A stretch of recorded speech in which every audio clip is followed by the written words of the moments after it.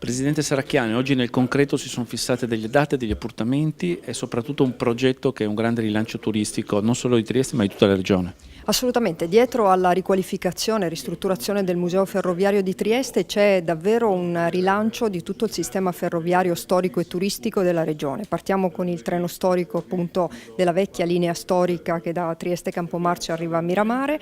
L'obiettivo nel tempo sarà anche quello di riaprire il valico di Monrupino e avremo per la prima volta dopo decenni la possibilità di avere un valico ferroviario che ci collega evidentemente anche con i nostri vicini sloveni. Dall'altra parte avremo la possibilità di avviare quel percorso storico importante a cui abbiamo lavorato tanto, ha lavorato tanto l'assessore Santore, che è la Sacile Gemona. Quindi oggi abbiamo davvero puntellato con un cronoprogramma molto preciso uno sviluppo che fa sì che questa regione abbia addirittura 2 treni storici in futuro sulla Sacile Gemona e sulla linea storica di Trieste Opicina, e poi la possibilità non solo di recuperare il museo ferroviario ma di recuperare la possibilità di raggiungere in treno i nostri territori più belli.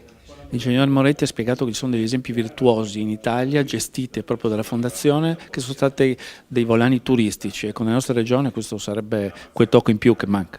Beh, assolutamente, l'obiettivo è proprio questo, l'obiettivo è quello di offrire un prodotto turistico importante che sta diventando importante in tante regioni e che può davvero diventare volano economico anche nella nostra. Abbiamo tutte le strutture, gli strumenti, adesso abbiamo trovato anche le risorse, per cui partiamo davvero alla grande. Presidente Moretti, oggi questo incontro importantissimo in regione con il Presidente Serracchiani, sindaco di Piazza, si è definita una data per la firma del protocollo per la gestione del museo.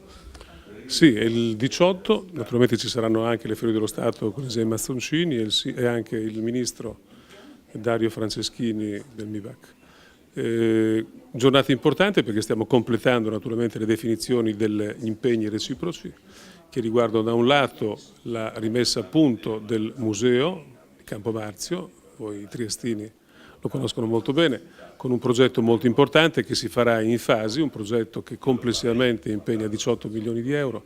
La prima fase sarà di 4 milioni e sarà importante per poter riattivare le cose più importanti. Assieme a questo naturalmente ci metteremo in piedi anche alcuni servizi turistici che riguardano in particolare la messa in circolo di alcuni punti fondamentali di Trieste, dal Castello di Miramare a Campomarzio, attraverso l'uso anche delle stazioni dedicate, in particolare la stazioncina di Miramare che sta a monte, facendo proprio un percorso da poter vendere come pacchetto turistico. Oltre a questo naturalmente faremo altri servizi di treni storici per turisti, ad esempio la Sacile Gemona, ne dico una, ma non voglio togliere a quello che sarà il 18 la presentazione completa del piano che presenteremo. Presidente, questo può essere un volano dal punto di vista turistico, in altre parti d'Italia ci sono degli esempi virtuosi in questo senso. La Fondazione Ferrovie dello Stato Italiana sta operando da 4 anni, sta gestendo dei musei in Italia, in particolare il più importante ce l'abbiamo a Napoli Pietrarsa, un grandioso museo in questo caso, e stiamo gestendo tante linee esclusivamente turistiche che stanno richiamando l'attenzione da tutto il mondo, non solamente dall'Europa, chiamando un turismo di particolare qualità culturale, oltre che naturalmente anche capace di poter procurare risorse che altrimenti non si riescono ad avere, e valorizza cose che erano destinate a rimanere morte.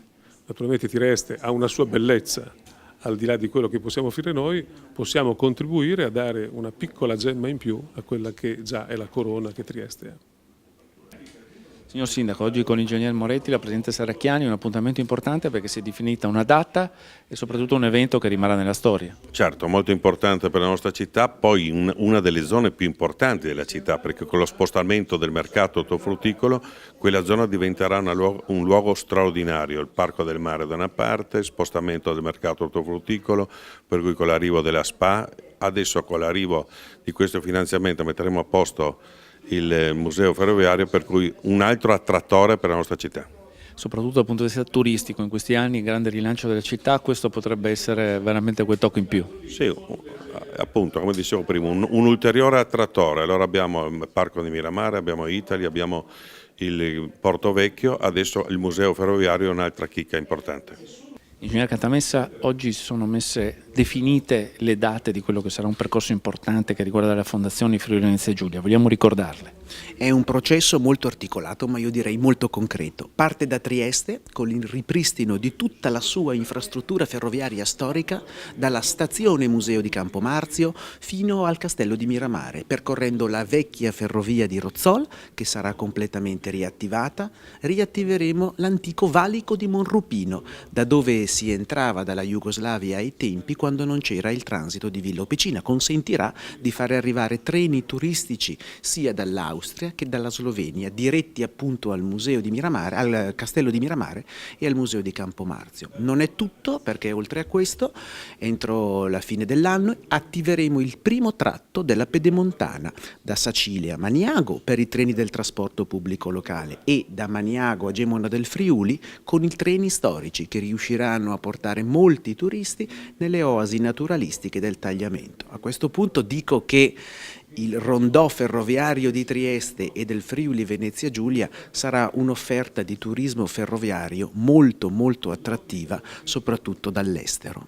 Questo è importante, la collaborazione della Regione è stata e anche degli enti locali che cercate voi, del Comune di Casalsa in particolare. Fondamentale, perché la Regione è il finanziatore di tutto, il Comune anche per quanto riguarda la conurbazione triestina. Novità Casarsa della Delizia, dove terremo manutenuto il treno storico della ferrovia pedemontana, riapriremo il piccolo deposito locomotive e ne vorremmo fare anche un parco tematico. Dal lunedì al venerdì le scuole visitano il treno storico, che il sabato e la domenica accende i forni e va a far turismo lungo il Tagliamento. Questo è un modello di turismo sostenibile che in Europa, in Nord Europa, fattura milioni di euro.